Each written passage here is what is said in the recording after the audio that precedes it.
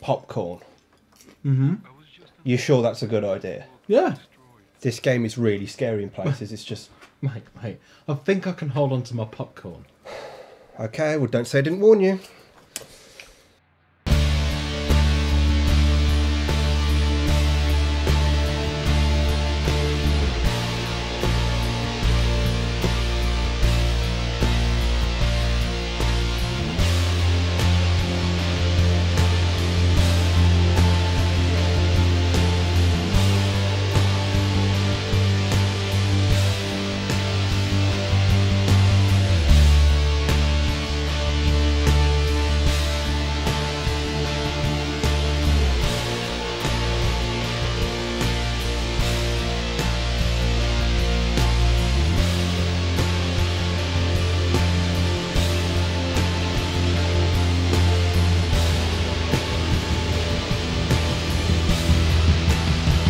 First things first, let's just clear up what kind of game you've got on your hands here.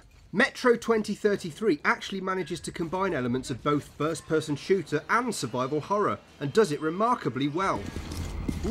Based on the original novel by Dmitry Glukhovsky, the game is set in the Moscow City underground system about 20 years after a huge nuclear apocalypse. You play Artyom, who was born just before the cataclysmic events that drove people into the tube stations. You'll be tasked with travelling across the metro system, the first time Artyom has ever left his home station, to achieve various tasks, find certain people, and avoid all sorts of unpleasantness.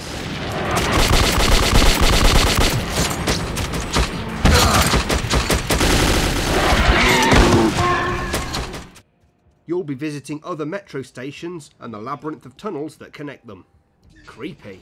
The game features a non-obtrusive HUD, and missions and tasks are noted down on an in-game journal that can be checked at any time with the press of a button. As would probably happen in real life, the underground refugees quickly evolved into a microcosm of society, complete with rival factions and enemy lines. On your journey, you'll have to pass through stations where you're really not welcome, and one memorable section of the game even sees you legging it for your life, fully handcuffed, as the enemy soldiers open fire on you and your comrades. But it's not just human enemies you have to contend with. Since the nuclear event, creatures called the Dark Ones have also made the subway system their home, and, you guessed it, they're never particularly pleased to see you.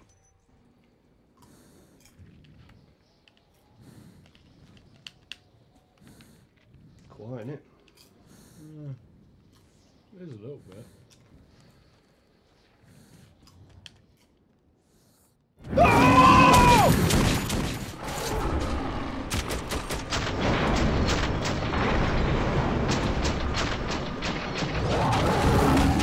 Aside from the Dark Ones, there are some seriously paranormal goings on, including ghosts and energy balls that roam the tunnel. What is it? Sometimes working in your favour and taking out other enemies.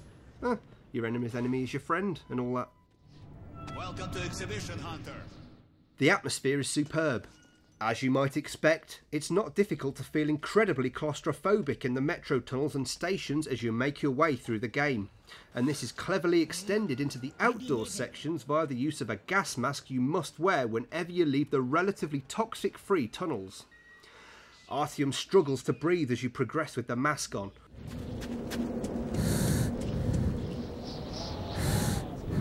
And while you can pick up new filters along your way, the laboured breathing and fogging up of the mask itself can at times make the outdoor sections feel even more enclosed and lonely than the underground sections. If not...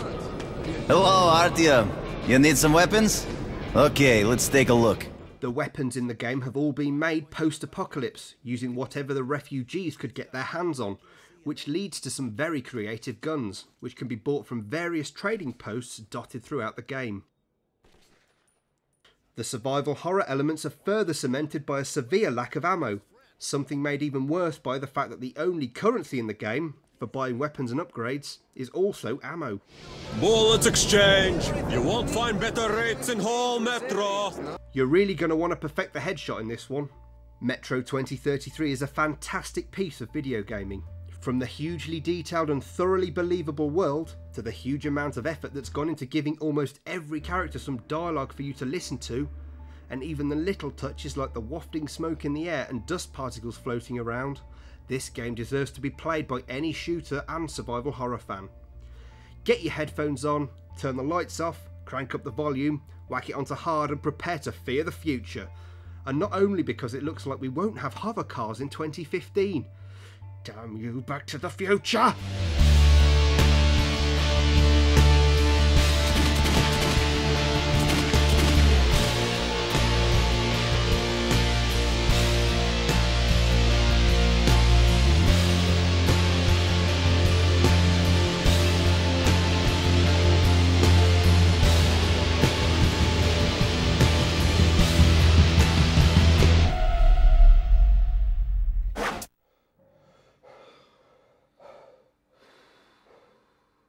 I told you! Could have been worse. Could have had soup. Popcorn?